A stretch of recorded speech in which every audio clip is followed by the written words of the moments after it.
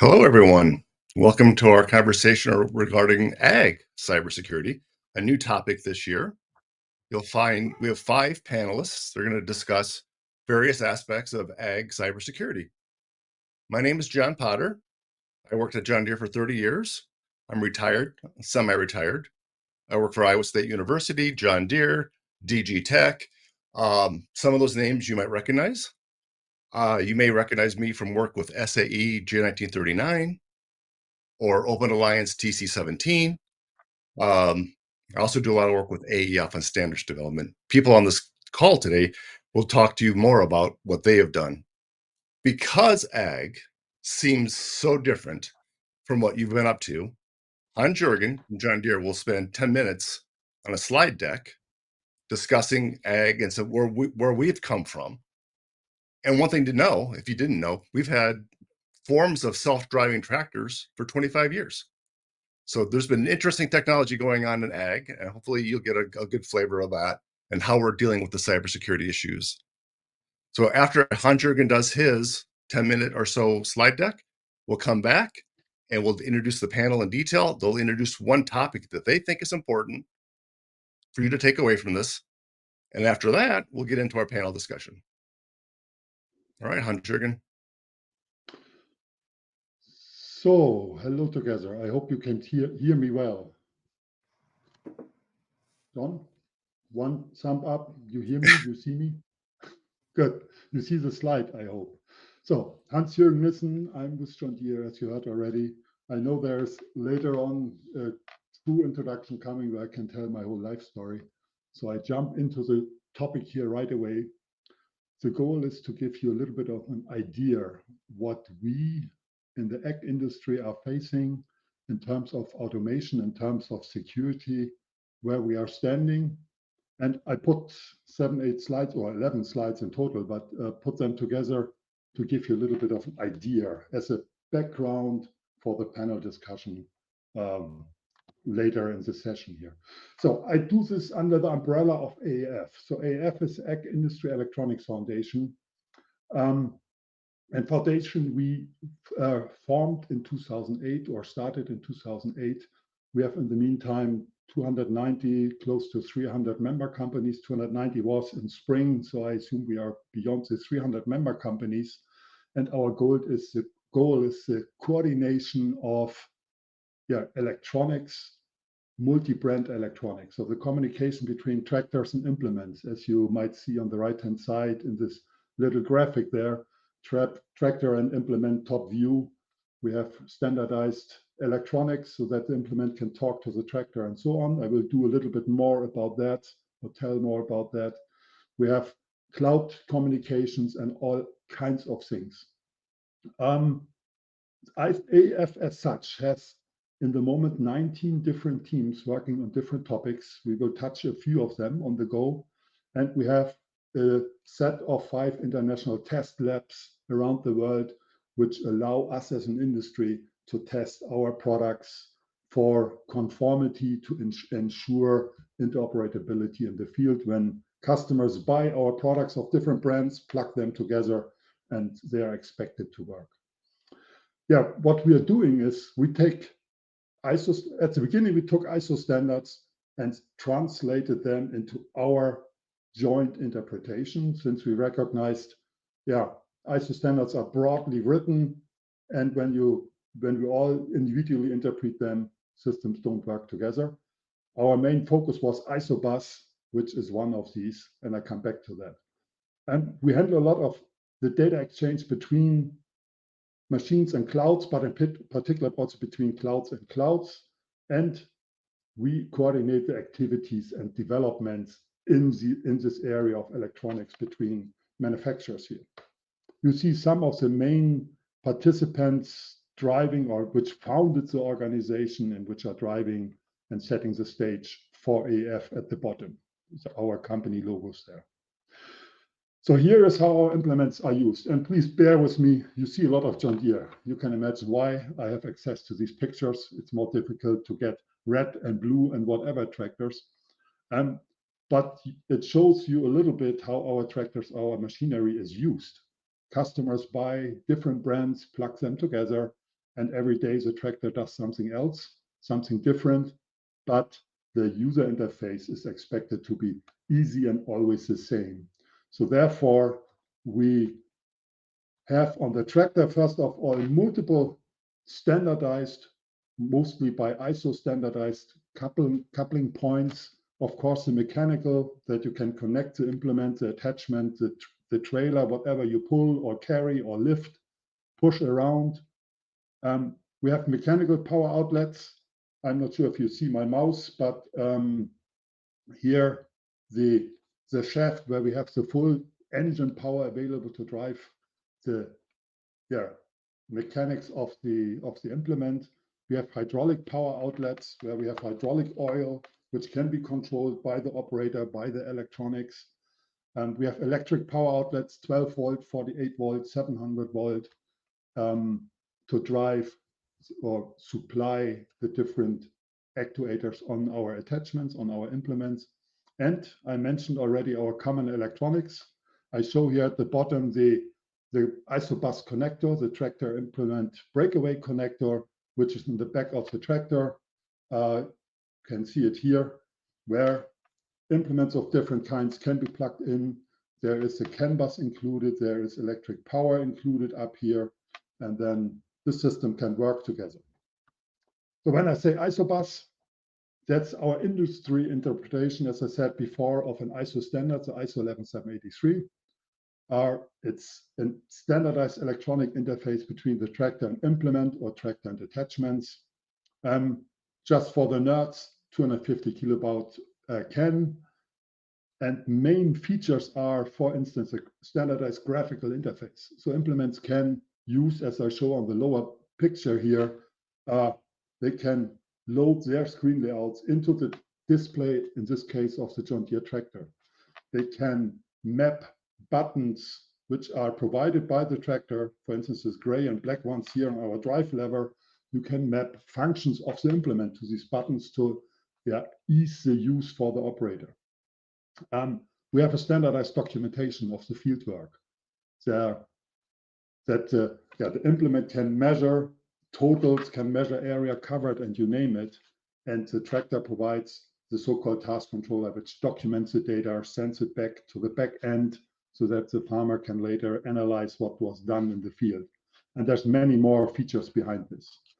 And we have a means that the implement can control the tractor power outlets. We call this TIM, Tractor Implement Management. That is meant to provide more automation to release the operator from the exhausting or fatigue driving actions he does all day long at the cab. Farmers have 12, 14-hour, 16-hour long days in the main season. And when they do this baling process, as we show at the right-hand side here on the picture, every few minutes you have a bale full, you need to stop, you need to open the rear, you need to start the tying process, open the rear gate, drop the bale, close the gate again, and start driving again. And you see the windrow here, the windrow, it's not even, so you have to control the ground speed, you have to steer over the windrow. So it's an exhausting job over the day. And there's many others of this kind, what the farmers do. So the implement is a subject matter expert. The implement knows what to do best to improve or to work efficient in the field. So the implement gets access to the power outlets of the tractor through a standardized CAN protocol within isobus, and gets access to the ground speed, to the 3-point hitch. So when we have mounted implements which we lift up and down, hydraulic oil flow, I mentioned this before, the power takeoff shaft for in the front and the rear of the tractor, or even the steering can be controlled by the implement or the attachment. And you can imagine this as a multi-brand system, as I show here with Kuhn and John Deere on the picture. This is the functional safety and the multi-brand liability. Who is guilty? Who pays when somebody would be hurt by such a system? And that's why we introduced common rules for the use of the system. Also, you see down here this impossible upfront testing of all the combinations. So we have hundreds of implements, hundreds of implement brands, not hundreds of, but multiple tractor brands in the market around the world. And you have no chance to test all combinations upfront. So we have situations where products meet first time in the field when the customer buys them, and there's the expectation that it works. And we will come back to this later. Our machines work there where the mobile network is usually not available. So our vehicles and tractors and implements are usually in the offline area. Only when they are at the farm, they might see some connection to the world. Also an issue we will come back when it comes to security. Or we will come back to it when it comes to security. So with these challenges in mind, I mentioned the functional safety. I mentioned the liability. How could we overcome this? That was a challenge for us 10 years ago, where we then decided, okay, we need some security. We need to make sure that only those products of different brands which follow our joint guidelines, our joint requirements, which we have written up in AF, only those products shall work in the field so that we can stand up together in case something happens, that we can trust each other enough, that we can stand in front of court or whatever happens to defend this solution, this joint multi-brand solution. And when I say this, I mentioned already the safety requirements as one example. So we have AF guidelines, which we have written, and when an OEM wants to use or wants to support TIM, he has to sign a contract with AF where he signs, we say always, he signs in blood that he follows our safety specification. We have a common conformance test. So your product has to be tested against a simulated counterpart to prove your protocol conformance to ensure this interoperability in the field. I mentioned on the previous slide, we have many tractor implement combinations which will never be tested together upfront. They meet first time in the field when customers buy them. And therefore, we have this protocol conformance test to make sure that the likelihood that this is really working is as high as possible. We have we came to the conclusion that we need electronic TIM certificates. So when you pass the test, when you signed the contract that you fulfill all the safety requirements, that you designed your product to your best knowledge, then you get from AF an electronic test or electronic TIM certificate. You put this in your software, and when the tractor and implement meet in the field and get started, they exchange these certificates, and with that we have an authentication. So we know I trust the counterpart, and we have an authorization because the certificate includes information what TIM functions. I listed them on the previous slides, the steering, ground speed control, and so on. Which of these functions you tested and signed up for, and only those are listed in the certificate, and with that, only those will be supported by your counterpart. So that way we created some, trust anchor. We have within AF this trust anchor, but we have a certificate chain and can now offline in the field ensure that only those systems which support each other, where we have the trust in each other, can really work together. I call it here HTTPS over CAN. That's a big word, but it simulates a little bit what we are doing here. It's the authentication, it's the authorization. We don't have runtime security, we don't have encryption or something like that in our CAN network in the moment. But it shows a little bit, gives people a big eye what we are doing there. So, and with that, I'm already on my last slide. So we have AF as our trust anchor for the ag industry. So AF hosts a PKI where we create our certificates for the TIM world today. I mentioned or explained TIM as an authentication and authorization system, what we have built in there to allow multi-brand automation. And ensure that we can stand up together in front of court in case something would happen. And I want to underline here, we have multiple AF projects ongoing, which are building on this trust anchor, which are building on this PKI as we have it in place. I mentioned here a few. So runtime security, our big gap in TIM today, the next generation of TIM will have that. We developed the concept. We had initial tests how to do this. So we will have runtime signatures for the TIM messages. We have projects for multi-brand wireless in-field communication. So machines, tractors in the field will drive side by side, will share information with each other where they have harvested already, or they will steer each other when the tractor and the combine go side by side.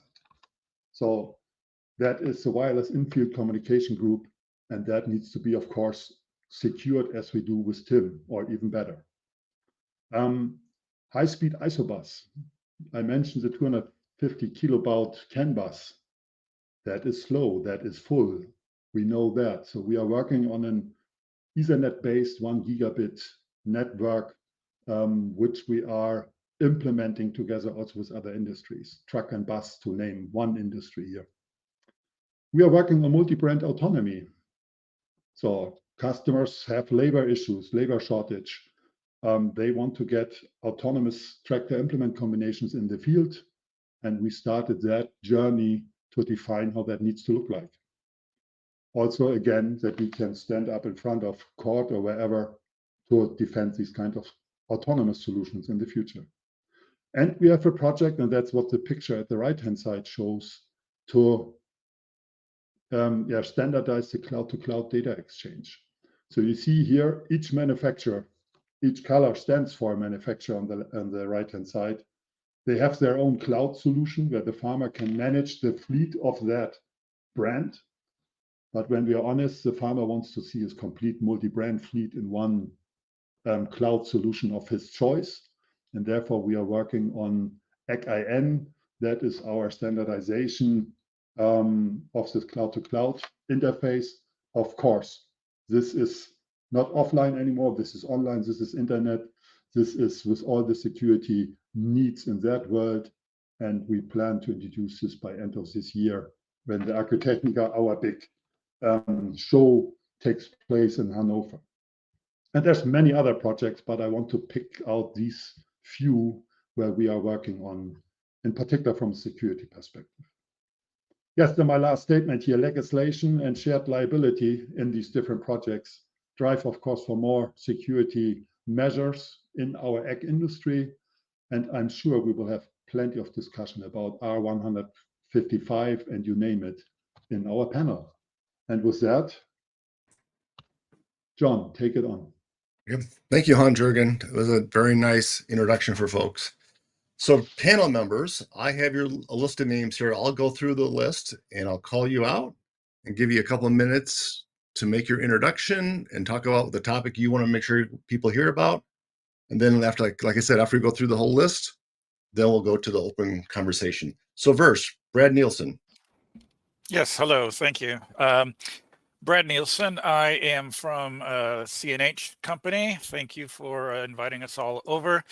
CNH is a company of a lot of brands mixed together. So the brands that are most well known would be Case International Harvester, that's red tractors and yellow combines and red balers.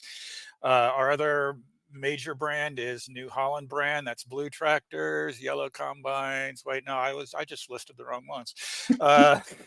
Excuse me. New Holland is blue tractors, Case IH is red tractors. Different colors on combines and balers.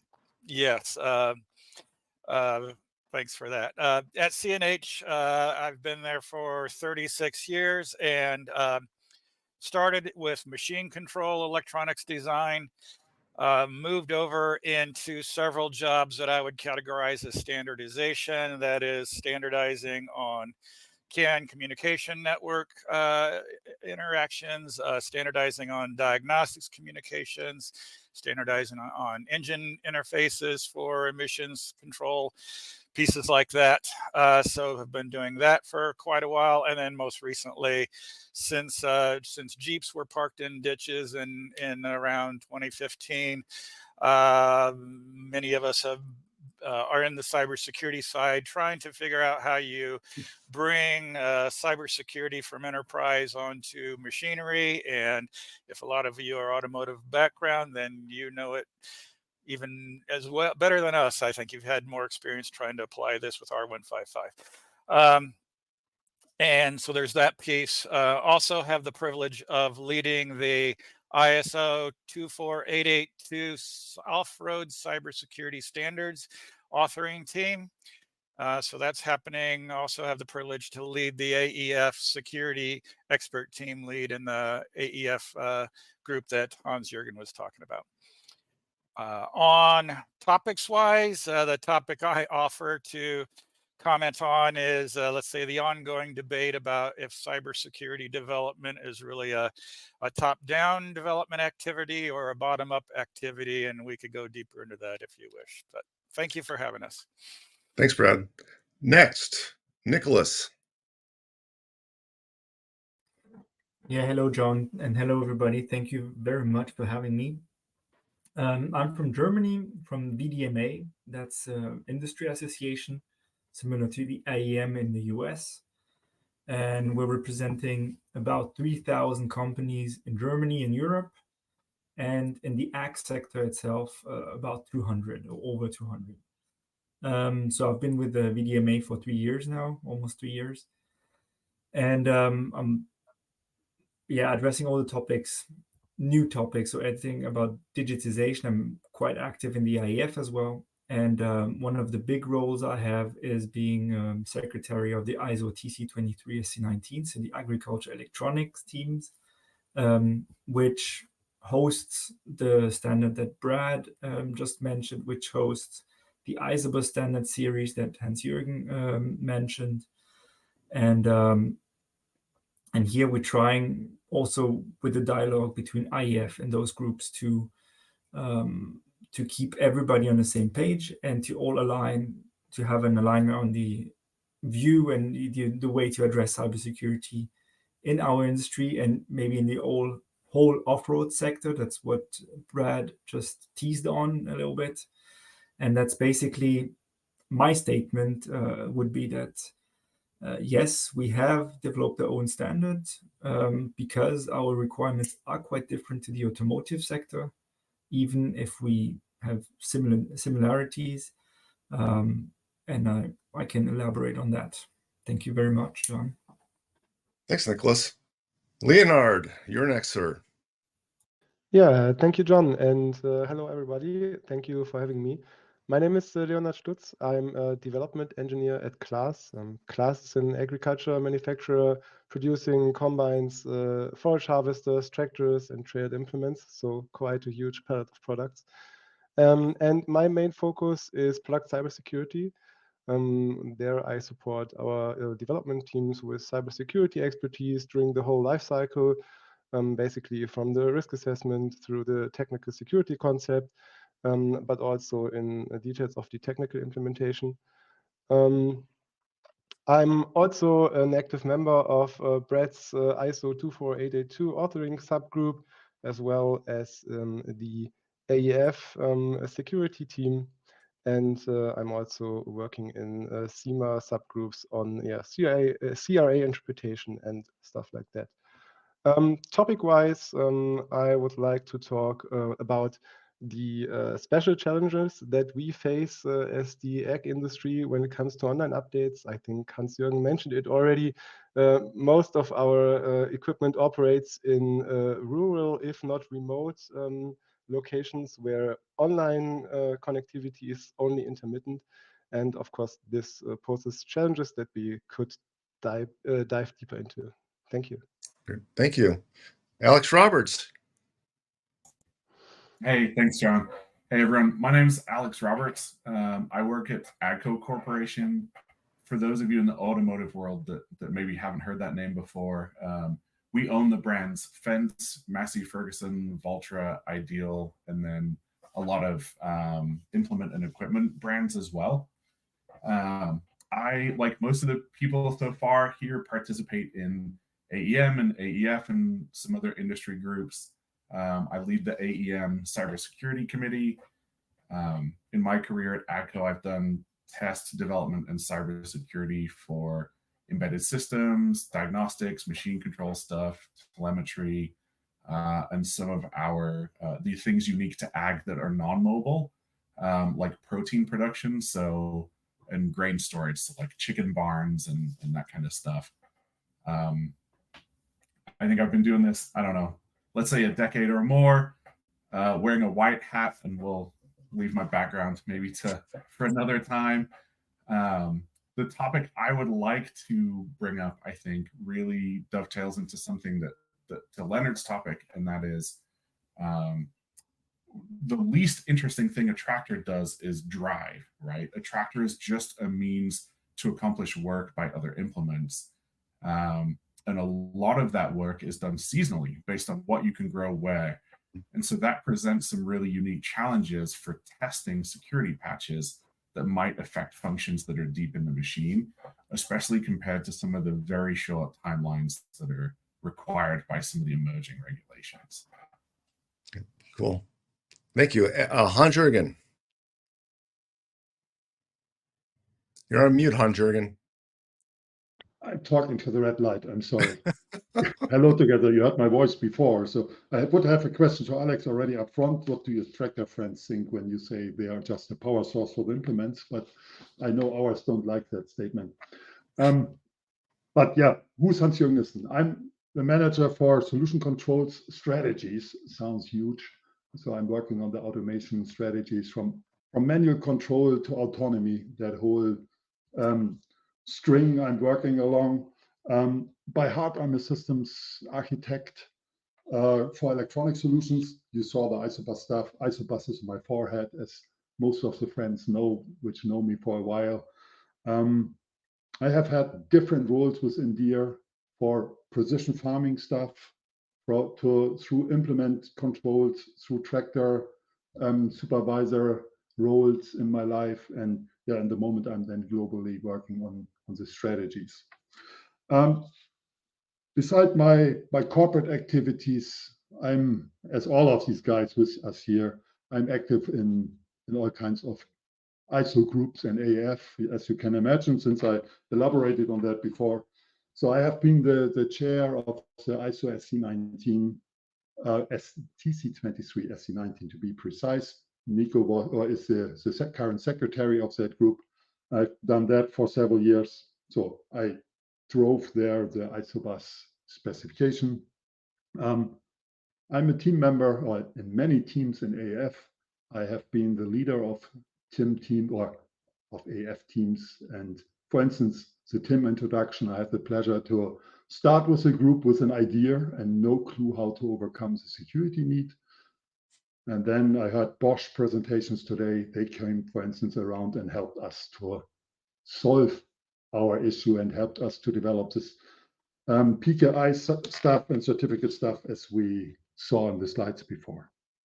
Yeah, and beside that, I'm in various VDMA and AM and other groups involved, try to influence to the best of my employer and always with the end customer in mind.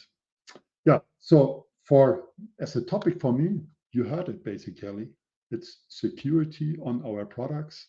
We have a huge, still, I want to call it a huge gap between the different manufacturers, how much they accept that security is something we need to pay attention to.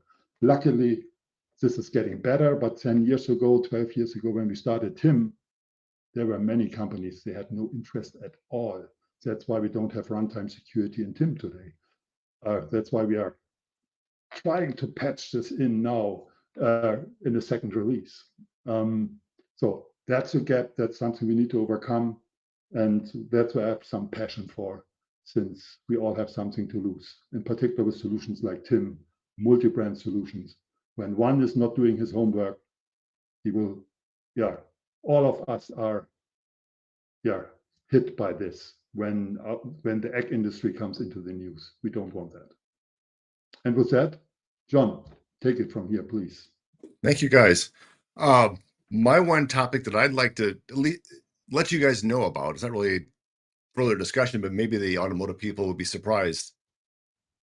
We've done elliptic curve Diffie-Hellman handshakes for over 5 years between multi-branded products. And that's possible only because we've got an industry that was willing to have our own PKI. So we have certificates on the planter, on the tractor, on the baler, and because we have that, we can do that. I just wanted to share that's when I talk to other automotive colleagues, they're often surprised to hear that. So I think that between Leonard and Alex is a good place to start on the whole idea of being disconnected. And Leonard, you mentioned in the email leading up to this, but you didn't. I don't think you mentioned it in your point. Some of our equipment doesn't have connectivity today. Are we going to be required to add connectivity to something that doesn't need it, and then now create a threat vector? So, Leonard, do you want to talk about either that or your previous topic? Yeah, I can sure do so. So I think we will not be required, but at least I think that the CRA nudges us in a direction where we have to bring our machines online. So as you said, take a small tractor today, which is at the bottom line of the sorry, I'm missing the word here, which is not the top line, so a smaller product, and this currently usually doesn't have connectivity. And if we are now required to roll out security updates in a timely manner as the CRA requires from us, this will be quite challenging without online connection, right? But then again, as I said in my introduction, the online connection itself is also quite challenging. So for tractors, Alex already touched on it. Usually when the people want to work with their tractors, it has been standing in the barn for, I don't know, 2 weeks. And then the farmer has like a 12-hour time window where he wants to complete his work, right? And the last thing that he will do is accept an OTA update right before he wants to start doing his work, right? And after that, it will end up in the barn and it will be offline again. So yeah, that will be a challenge for us, I'm sure. That specific point is really interesting, right? Because compared to automotive, it's frustrating to wake up at 7 a.m. and go outside into the garage and start your car and realize it's doing an update. But if you need to be somewhere, you can take an Uber, right? There are other solutions.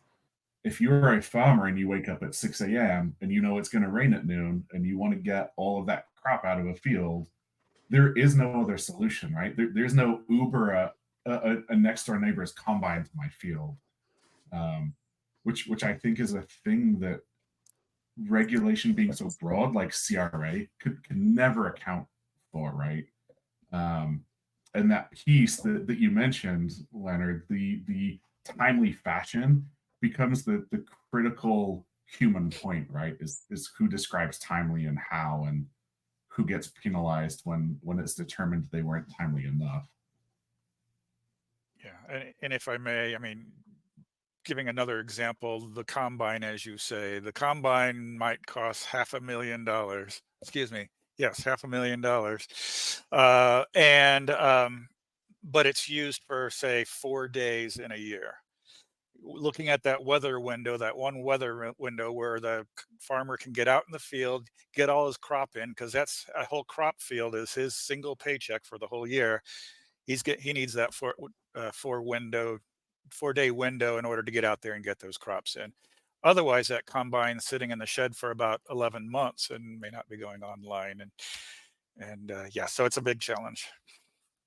Yeah, and the thing is that we then really need to be on point with our quality control, because if you screw up a security patch one time, no farmer will ever press this "I accept the OTA update right now" ever again.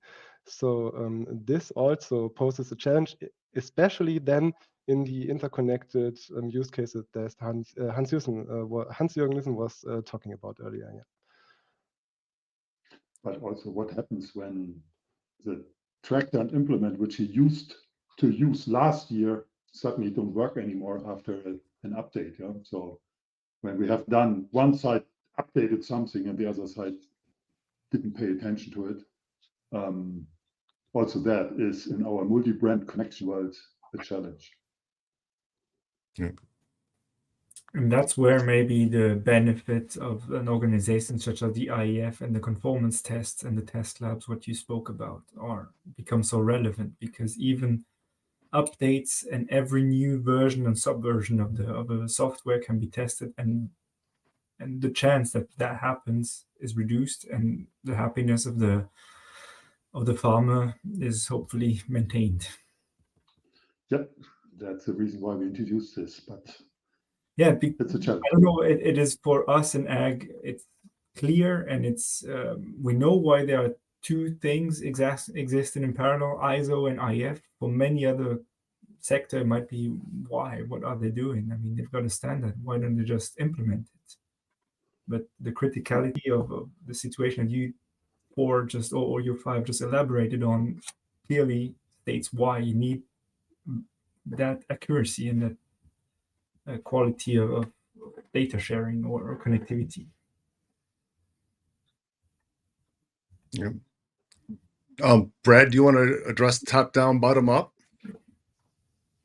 Sure, we can talk about it. I'm not sure this is a completely new topic, given that automotive's been, way ahead of us because of R155 timing for yourselves. But a frequent, regular discussion that goes on in our company is, just tell me the single thing I need to do to go make this machine compliant with this regulation. And so for us, the regulations that are aimed at us are Cybersecurity Resiliency Act, CRA, that we've been saying, and Machinery Product Regulation or Machinery Regulation, MPR or MER, are the two regulations that have their site in our industry. With that, the Cybersecurity Resiliency Act is starts with the same basis based on risk assessment of the machine. So top down, for me is, okay, we're going to have to do a risk assessment on each of our products. And then, I don't know, in my company, we're talking about 30, 40 different platform teams to meet with, and several models of each to review. And so, yes, the risk assessment is going to help say, yes or no, this is a concern. And so we got a whole lot of risk assessments to accomplish, and that's nothing new to you guys from automotive. So that's my top down, but don't sit around and wait for a Tara. That is my bottom up, is the new generation of electronics that's being created. Where I spend more of my time is, designing specifications for how we're going to make new modules secure and have the right tools in them, have hardware security modules capable when it's time to be replacing things. Even if the risk assessment hasn't been done yet, let's start getting our modules refreshed with bottom-up designs for new designs. So sign software capabilities for dealing with certificates more efficiently, and pieces like that with the HSM.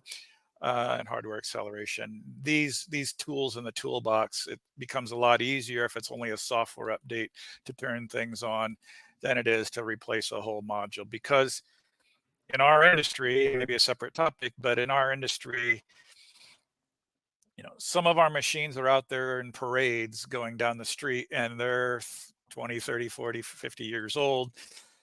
And so modules have a pretty long lifespan, not to mention, product managers like to keep a certain module design for a fairly long time, if not, 1 or 2 decades, on continuing to use certain modules that should have been obsolete a long time ago. So refresh is a fun challenge too. But anyway, that's my, pushing on one side to say, let's get tools in the devices, and then from the bottom up side and then top down for risk assessments will help figure out what all we turn on and such. Yeah.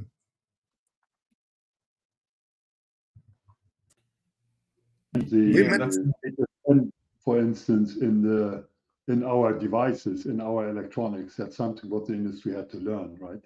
When we started our TIM discussion 10, 12 years ago, HSM, I didn't even know what it is, like many others in that group. And that's something what all of us had to learn, what we had to drive into our designs, where we still have to win some of the players in the market to do this hardware spin and get this in place. And in particular with runtime security, the COSEC, what I introduced there, that is something that requires a hardware acceleration to do the fancy math behind the scenes. So we have also ways to go to take the whole industry with us to deliver that security, what you mentioned, what we need to do. So I don't know if you guys were looking at, can see the chat. One person asked about what threat actors and motivations are assumed in an ag threat assessment compared to passenger car or commercial. Now, I don't know what passenger car and commercial vehicle they expect, but do you guys want to comment on threat actors or motivations when you look at your Terras? I'll breach the big one, John, just because the stuff we did with AEM, you know, and the government interaction, probably we'll hit the big one first, which is nation state kind of APTs are a problem for us. I think everyone probably is aware of the John Deere tractor shut down Ukraine Russia thing, right? That was kind of all over the news. And I think that brought it to the forefront of people's minds. A big one, I think that, like, it's really easy to get caught up in what if someone takes over a machine and does something nefarious. What we've actually seen, we've had some government agencies reach out to some of these groups that we've mentioned and ask for advice and help, is actually stuff on the back end, right? There's a lot of data moving around about what was planted in which field during which climate and what was applied to it. And it becomes, at an individual level, this is intrinsic business IP, right? What did I do and how much money did I make? And maybe what I'm applying to my field gives me an advantage over the guy one county over, right?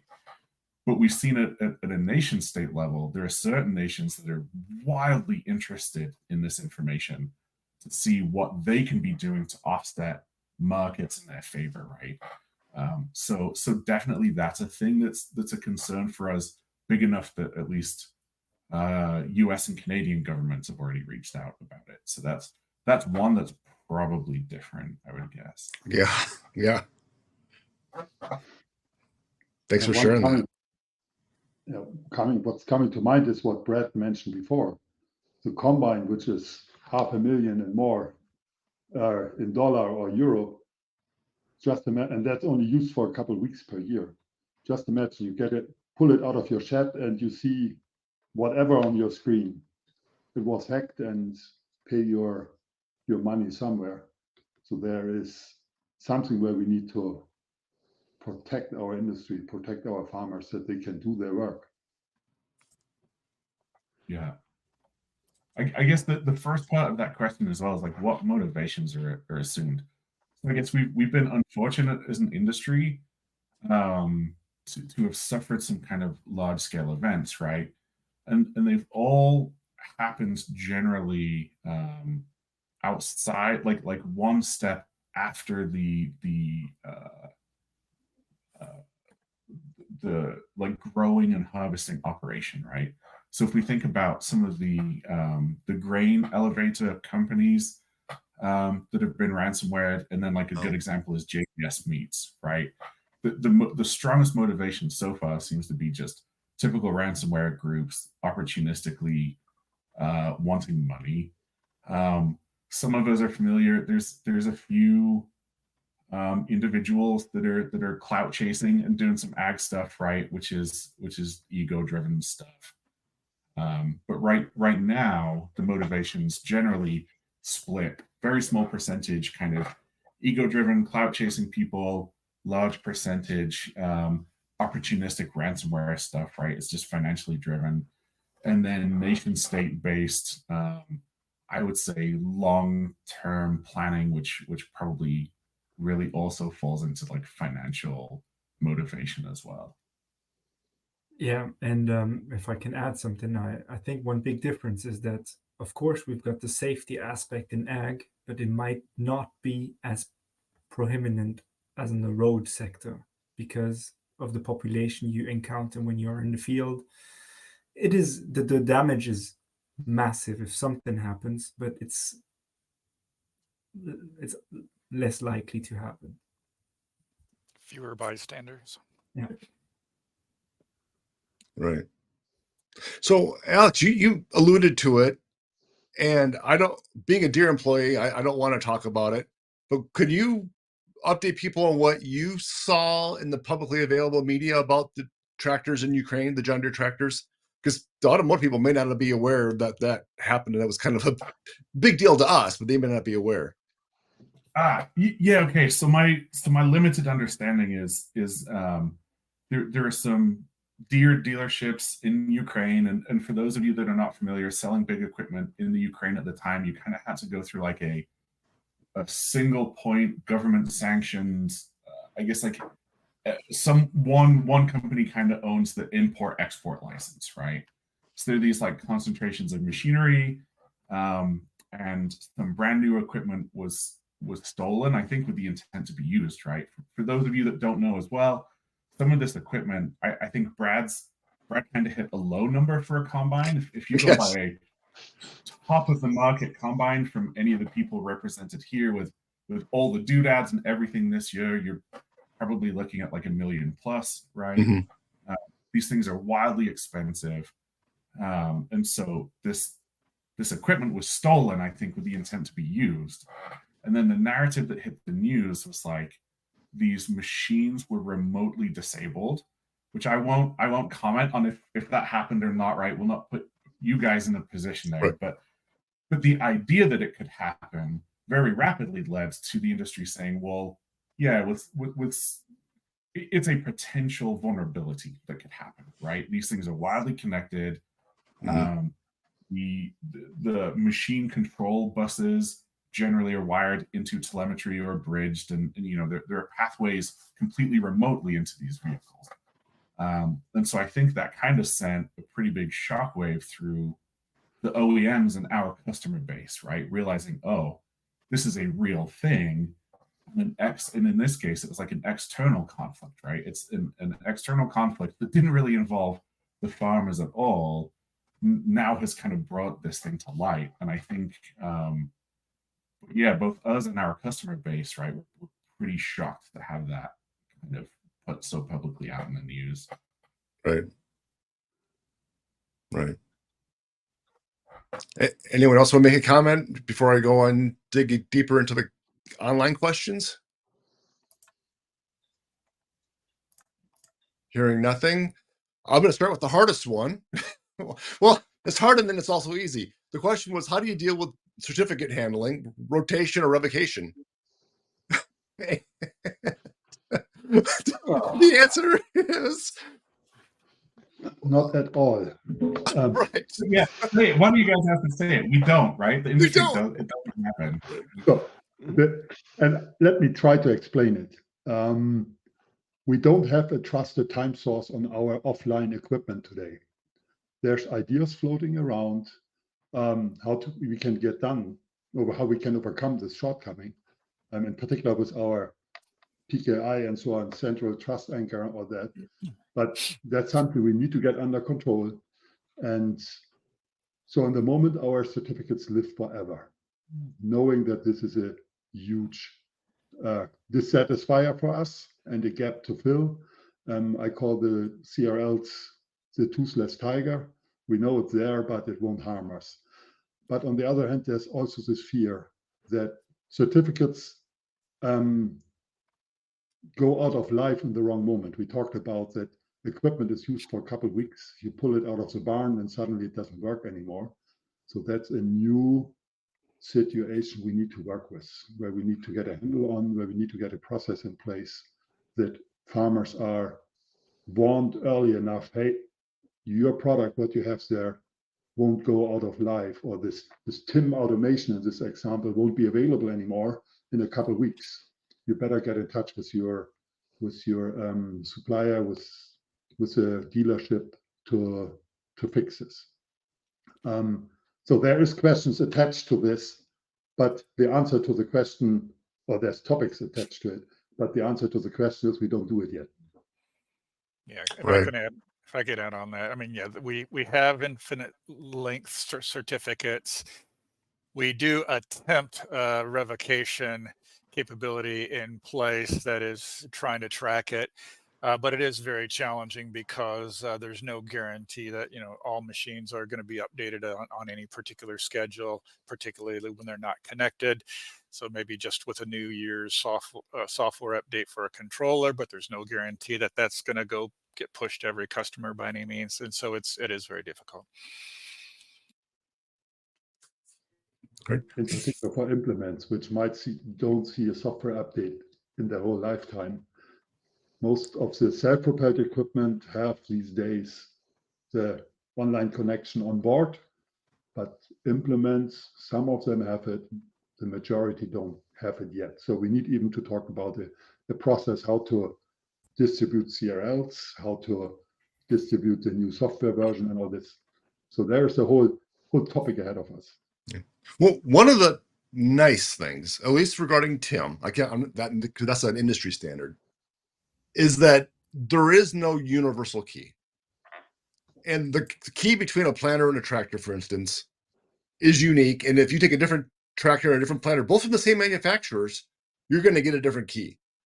And every power cycle, you get new session keys. So that's, at least we have that going for us.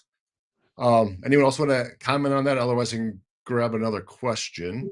Maybe just to tie it back to one of the points brought up as well, is like a huge difference is a lot of our equipment, even when it's on, is not in connectivity, right? Mm-hmm. And it's kind of like if any of you go and look at one of these common maps of the US, like where is cell phone coverage? Where it isn't is where our customers are working, right? Yeah. And so ultimately, like you can never guarantee anything is going to be connected. So while it's industry standard and it's the right thing to do, right, we have to come up with solutions just outside certificates to help secure things, because when you get into like having to rotate or revoke, it's kind of it's useless, right? We can never ever guarantee that thing's actually going to happen. So right. I just got a good question on here that I didn't know was a thing. Somebody asked, how will you handle TLS validity being reduced to 47 days in 2029?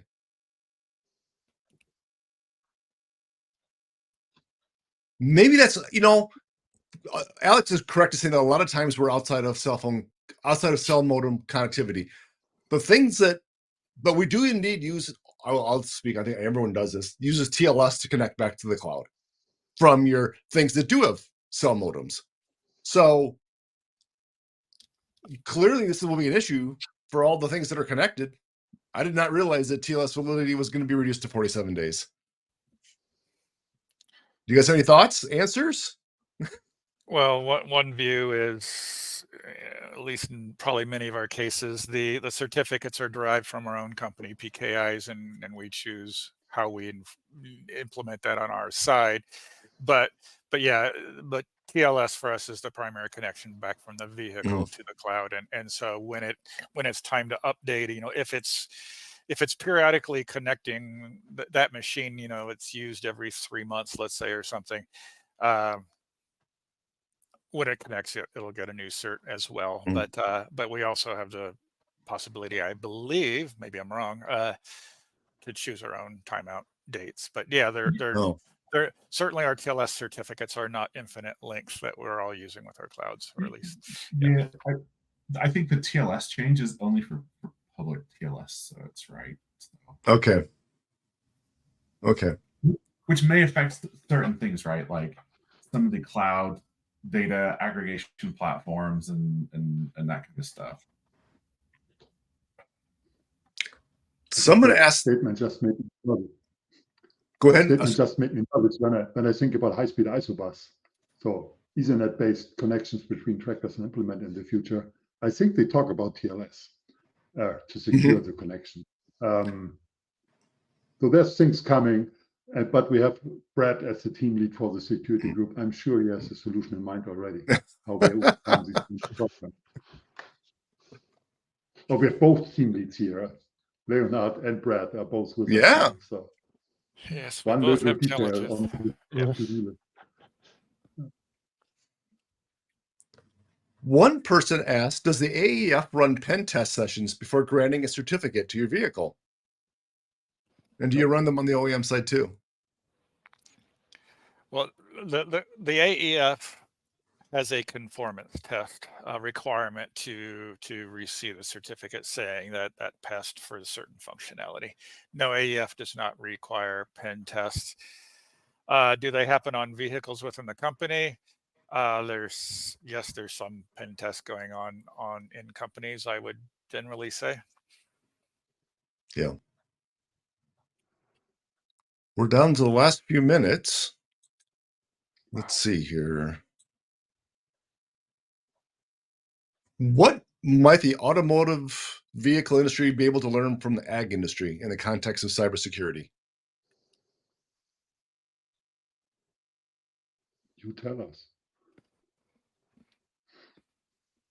I think maybe what we covered earlier is just the use cases end up being fairly different, you know, machines that are off for many months at a time and pieces like that. And so some of that has come up too as we deal with the regulations and what it means and stuff like that. So just acknowledging that our use cases aren't perfect. Granted, we as a smaller industry love to steal as much low volume or low price devices from your industry as we can for supply base, but our overall use cases have some fairly significant differences.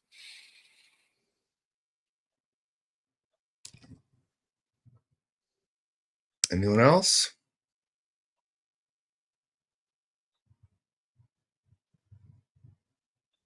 I do see, like, with the prominence and increase in EVs, there's like this, you always see in the advertising and marketing materials, right?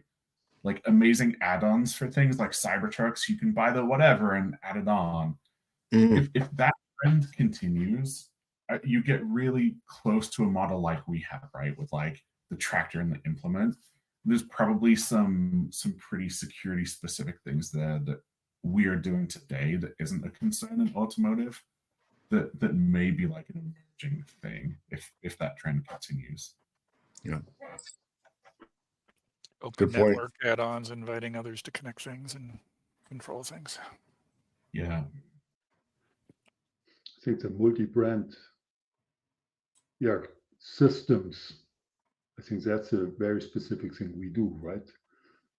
Compared when I see a truck, seldom the German Unimo comes to mind, where you might have some attachments you put on, and they have something similar as Isobus. But for automotive, there's always a closed system, and we have to think from the beginning about a multi-brand solution coming together in the field, which we might never test it together, and anyway need to make it work in the field. Yeah, and maybe that closes the loop to what you've your presentation at the beginning, Hans-Jürgen, because that shows how important standardization and testing before putting products on the market is for ag industry, because you can connect almost anything to everything. And with autonomy coming up, we will be connecting different camera systems, aftermarket camera systems, and then they might have a safety component, or so the complexity is increasing, and you can only deal with it with a multi-brand approach if you have good standards and good tests and a strong IEF for us in the industry, at least. Yes, can only underline that. Yeah. To the extent you start doing things similar to what Ag's doing, like our high-speed Isobus, where we're using gigabit Ethernet between a tractor and an implement, and trying to figure out how we're going to handle certificates there, and how to handle something like MACsec, which you can handle as an automotive because it's a closed system. You can just inject the keys and be done, and it starts up within 17 milliseconds, and it just works. To the extent you start having external things participating in your Ethernet on a vehicle, then things like what we're doing with high-speed Isobus and figuring that out might be interesting to you. Hot I plug think- and play. Yep.